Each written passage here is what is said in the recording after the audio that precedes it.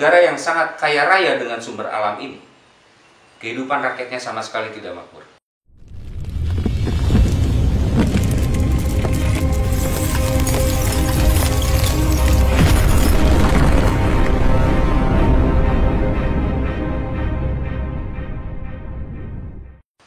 Senyatanya bangsa kita hidup di lumbung yang teramat subur, toh. Tapi kenyataannya kita jauh dari kemakmuran. Ini artinya ada yang salah dalam mengelola negara ini. Kita ini bangsa maritim dan agraris, tetapi berapa persen lembaga pendidikan yang berpijak pada ilmu pengetahuan kemaritiman dan keagrarisan? Belum lagi pertambangan. Ini besar sekali, yang saat ini justru dikelola oleh bangsa-bangsa asing. Bangsa kita yang jadi buruhnya. Sumber tambang yang begitu besar, emas, perak, tembaga, uranium, titanium, batu bara, dan lain sebagainya. Namun coba lihat keadaan nasib bangsa kita. Jangan pura-pura bodoh, saya kira, untuk hal ini. Dan jangan pura-pura tidak tahu, apalagi tidak mau tahu. Brengsek itu. Pertanian, perkebunan, dan lain sebagainya yang ditunjang dengan iklim yang sangat sempurna, seolah tidak termanfaatkan dengan baik oleh bangsa kita. Tentu ini merupakan tanggung jawab utama dari lembaga pendidikan di negara ini, yang tugasnya adalah membangun watak kecerdasan, kepintaran, kepandaian, kecerdikan, serta pembentukan perwatakan bangsa yang punya ciri tersendiri yang membedakan antara bangsa satu dengan yang lainnya. Dan ini dibentuk oleh lembaga pendidikan. Sebab bayangkan, hampir seperempat umur dari setiap anak bangsa itu habis di dalam dunia pendidikan. Hasilnya apa? Hasil dari dunia pendidikan adalah semakin meningkatnya grafik pengangguran di negara ini.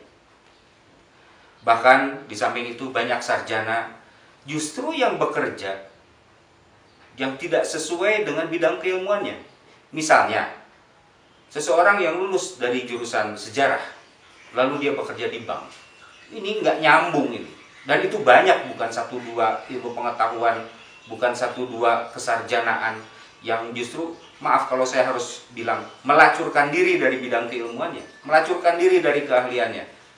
Lalu buat apa selama 4,5 tahun, bahkan mungkin 5 tahun mereka membuang waktu, membuang biaya, dan lain sebagainya. Ternyata dunia pendidikan tidak mampu menjanjikan masa depan mereka, apalagi menyediakan lahan pekerjaan.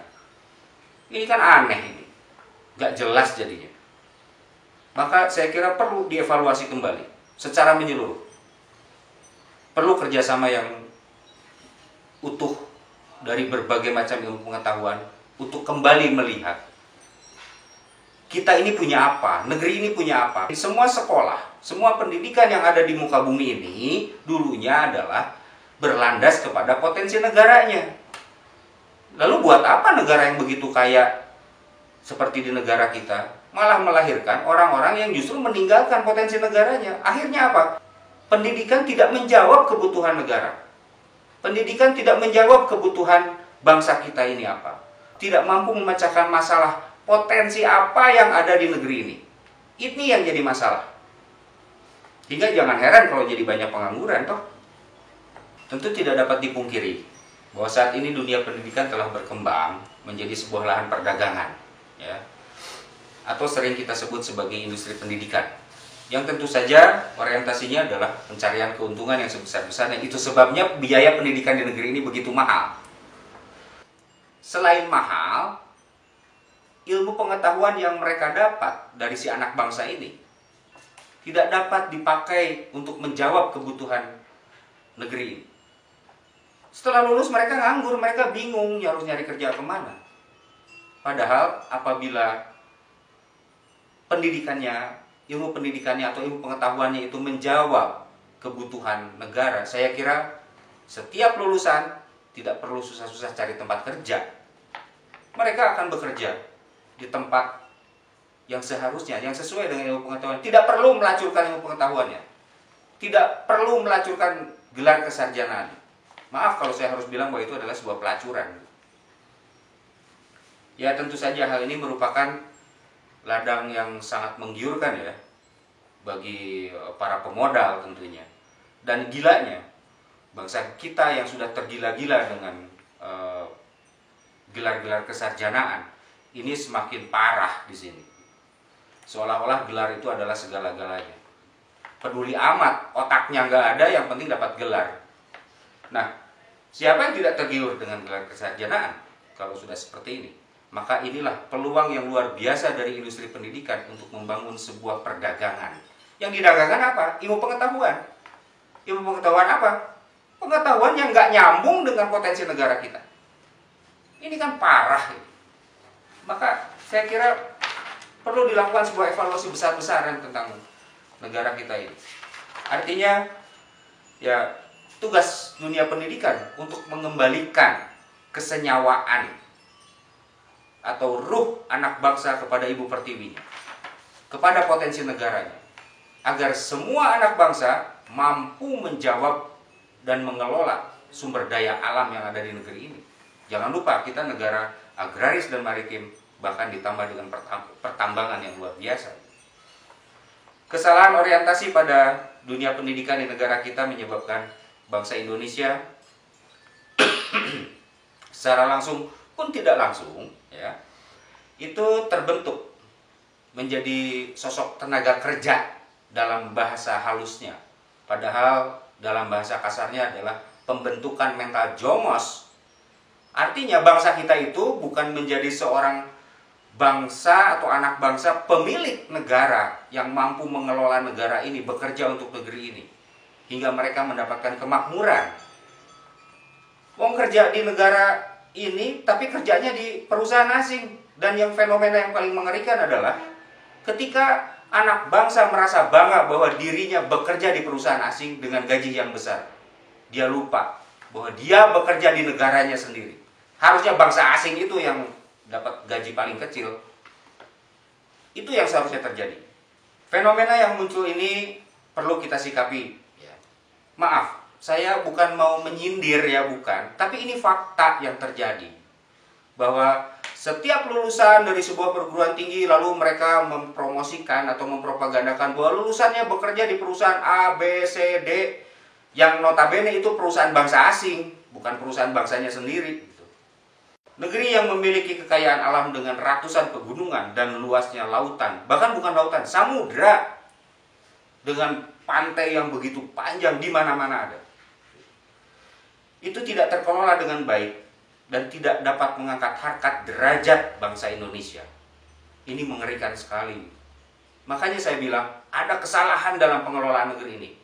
Dan maaf kalau saya juga harus bilang bahwa dasar dari salah pengelolaan ini adalah salah kaprahnya atau orientasi dari lembaga pendidikan yang tidak tepat dan tidak menjawab kebutuhan negara. Itu persoalannya. Kenapa bisa demikian? Ya karena dunia pendidikan dari tingkat sekolah dasar sampai perguruan tinggi ya tidak berlandas kepada ilmu pengetahuan atas sumber daya alam yang ada di negeri ini. Tidak bisa menjawab kebutuhan bagaimana cara mengelola sumber daya alam yang begitu kaya raya. Pendidikan di negara kita seharusnya dapat menjawab kebutuhan negara yang kaya raya ini. Sumber-sumber alam serta berbagai kebudayaan, kekayaan budaya yang luar biasa di negeri ini seharusnya menjadi cikal bakal dibangunnya lembaga pendidikan. Ini yang nantinya akan melahirkan sarjana-sarjana yang unik, yang berbeda dengan negara lain. Kenapa harus sama? Orang wilayahnya aja beda kok. Kenapa harus jadi dibikin sama? Maksudnya bukan berarti kita menghilangkan pelajaran matematika, bahasa Inggris, dan bukan itu. Tapi kurangi justru bobot yang dikurangi. Bilang saja atau anggap saja 80% betul-betul berdasarkan pada potensi negara, sedangkan 20%-nya untuk menjawab kebutuhan internasional. Jika potensi ya, ini kita bicara potensi ya. Jika potensi bumi Indonesia dikelola oleh tenaga-tenaga yang terampil, yang sesuai dengan bidang keilmuan, yang berlandas kepada potensi masing-masing wilayah di negeri ini, sudah pasti kehidupan perekonomian ya, di negara kita akan tumbuh dengan cepat. Dan ini akan memicu kemakmuran di mana-mana. Dan kita akan mengalahkan bangsa manapun. Kenapa? Karena sumber daya alam di negara kita adalah yang terkaya di dunia. Jika saja setiap wilayah di negara ini memiliki lembaga pendidikan dengan bidang keilmuan yang berlandas kepada potensi wilayah. Karena wilayah di Indonesia ini beda-beda. Contoh, daerah Subang misalnya kaya dengan perkebunan tehnya, kaya dengan kopinya, kaya dengan nanasnya, dan lain sebagainya. Lihat lagi daerah misalnya Cirebon, itu kaya dengan hasil bumi kelautannya. Cirebon kaya dengan kebudayaannya, dan lain sebagainya. Itu tentu saja berbeda. Lah kenapa pendidikannya jadi harus sama semuanya? Ini nggak nyambung. Artinya ya itu tadi, tidak menjawab kebutuhan dari setiap wilayah. Karena setiap wilayah itu punya potensi yang berbeda. Misalnya kita ambil contoh wilayah Cirebon. Ini contoh ya. Ya saya kira buatlah lembaga pendidikan yang berlandas kepada sumber daya alam Cirebon. Misalnya keseniannya, kesejarahannya, sumber daya alam kelautannya, belum daratannya, belum pegunungannya. Buat sebuah lembaga pendidikan yang sempurna, yang sesuai dengan kecirebonan.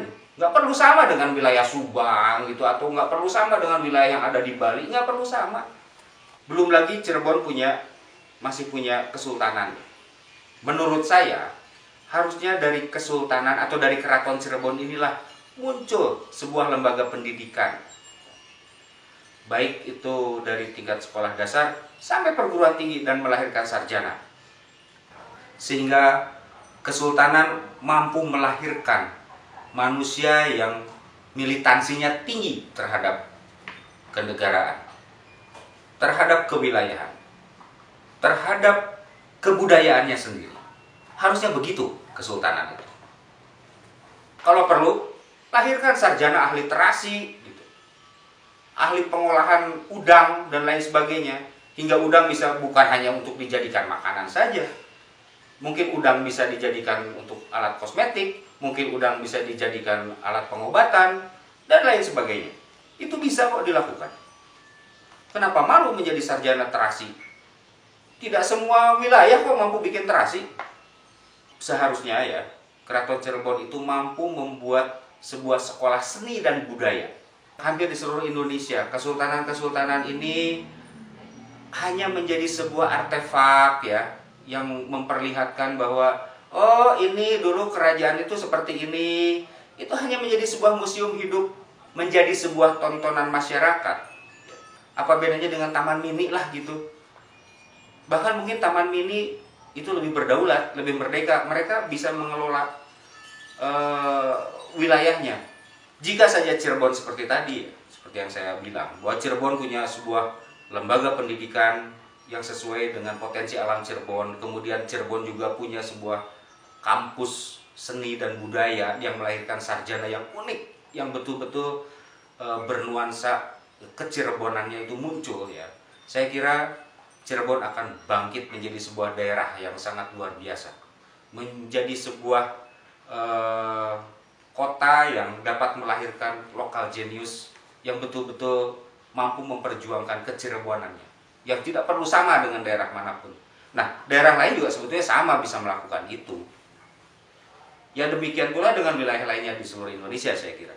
Apabila setiap kota, setiap wilayah di Indonesia memiliki lembaga pendidikan dari mulai sekolah dasar sampai perguruan tinggi, yang dasar ilmu pengetahuannya itu justru dibangun dengan potensi alam yang ada pada wilayahnya, ini akan melahirkan para pewaris dan penerus kekayaan daerah di wilayahnya masing-masing, dan itu akan terus turun-temurun. Saya jamin tidak ada pengangguran dan tidak perlu ada urbanisasi. Ngapain masuk kota? Kota itu pusat kerumitan kok. Bangun daerahnya masing-masing, mampu berdikari di dalam ilmu pengetahuan, mampu berdikari di dalam perekonomian, mampu berdikari di dalam membangun jati dirinya sendiri gitu. Soalnya begini, negara berantakan kok ingin ikut bersaing ilmu pengetahuan dalam kancah internasional. Orang ngurusin wilayahnya sendiri saja tidak bisa kok. Ilmu yang bersifat nasional saja tidak muncul gitu. Dan apa hasilnya? Nggak ada tuh buktinya bahwa ilmu pengetahuan yang dibangun di negeri ini mampu mengelola negeri ini, mampu mengelola tanah air ini, sehingga melahirkan sebuah bukti bahwa dengan ilmu pengetahuan yang ada, negara ini lahir menjadi negara yang sangat besar, yang mampu memakmurkan rakyatnya, yang tidak pernah takut akan kelaparan, tidak takut akan gempuran-gempuran dari bangsa-bangsa lain, tidak takut ditekan dalam sisi politik dan ekonomi, peduli amat dengan tanggapan internasional, peduli amat dengan ilmu pengetahuan internasional. Yang pertama harus diperbaiki justru, ayo kita kembali perbaiki dulu ilmu pengetahuan yang berlandas kepada sistem nasional di kita. Ilmu pengetahuan yang berlandas kepada kebutuhan negara kita, kebutuhan bangsa kita. Ilmu pengetahuan yang mampu menggali, mengoptimalkan ya, segala sesuatu kekayaan alam yang ada di negeri ini. Menjadikan lokal genius itu betul-betul serius, bukan hanya sekedar slogan. Dengan mengsol ya, dengan pendidikan yang mengsol, yang nggak jelas orientasinya, yang tidak berlandas kembali kepada segala persoalan yang muncul di negara ini, ya wajar kalau bangsa kita nggak mendapatkan kemakmuran. Negara kita yang begini subur tidak terkelola dengan baik, yang pada akhirnya bangsa-bangsa asing yang masuk ke sini. Kenapa? Oh, untung itu bangsa Indonesia itu goblok gitu. Bangsa Indonesia itu bodoh. Ayo kita ke sana, mumpung mereka bodoh, kita bodohin aja. Kita bikin mereka tambah goblok gitu. Kalau perlu, bikin peperangan di antara mereka. Bikin perang saudara, biar mereka ribut. Nah, bangsa asing sibuk mencampur. Asik kan? Jadi ribut aja terus. Ribut terus. Biar bangsa asing dengan tenang mengambil harta kekayaan kita. Dan kita tidak pernah tahu sudah berapa banyak harta kekayaan bumi Indonesia ini diambil oleh bangsa lain. Dan kita sibuk dengan penganggurannya. Kita sibuk dengan hiburan lewat televisi yang sama sekali tidak mencerdaskan bangsa kita. Tentu tidak dapat dipungkiri bahwa dasar pembangunan kemakmuran sebuah bangsa berasal dari kemampuan bangsa itu dalam mengelola tanah airnya. Di dalam dunia pendidikan pun, kenyataannya bangsa kita sudah hilang kedaulatan dan kemerdekaan. Bangsa lain membangun dunia pendidikan itu berlandas kepada apa yang mereka miliki. Lah kita nggak perlu ikut-ikutan ke yang lain. Orang tanah air kita ini berbeda dengan tanah airnya mereka. Sumber daya alam kita ini berbeda dengan sumber daya alamnya mereka. Kan ngawur kalau kita malah ngikut ke mereka. Kita dapat melahirkan berbagai jenis sarjana di bidangnya masing-masing. Lembaga pendidikan itu tidak boleh hanya menjadi sebuah menara gading.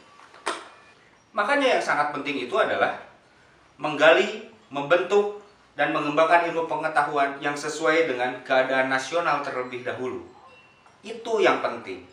Kalau sudah terbuktikan, baru kita bicara dalam lingkup internasional. Masalah menjadi berbeda di dalam lingkup internasional, bodoh amat. Kita harus merdeka dan berdaulat di negara kita sendiri, terutama atas ilmu pengetahuan dan lembaga pendidikan yang dibangun di negeri ini. Tidak perlu sama. Siapa bilang harus sama? Apa kurangnya di negara ini? Doktor banyak, profesor banyak. Apa kurangnya di negara ini? Cobalah rancang sebuah lembaga pendidikan, sebuah lembaga ilmu pengetahuan yang sesuai dengan negara kita, sesuai dengan bangsa kita. Jadikan para sarjana ini adalah orang-orang yang mampu menjawab kebutuhan negara, mampu menjawab kebutuhan tanah air ini, mampu mengelola negeri ini, sehingga kelak mampu melahirkan kemakmuran di negeri ini.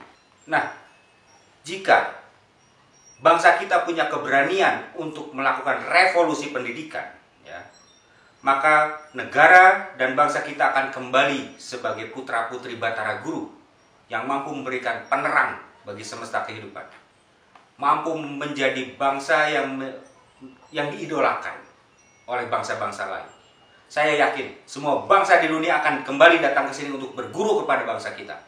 Kita akan menjadi saka guru dunia kembali, seperti para leluhur kita di zaman dulu.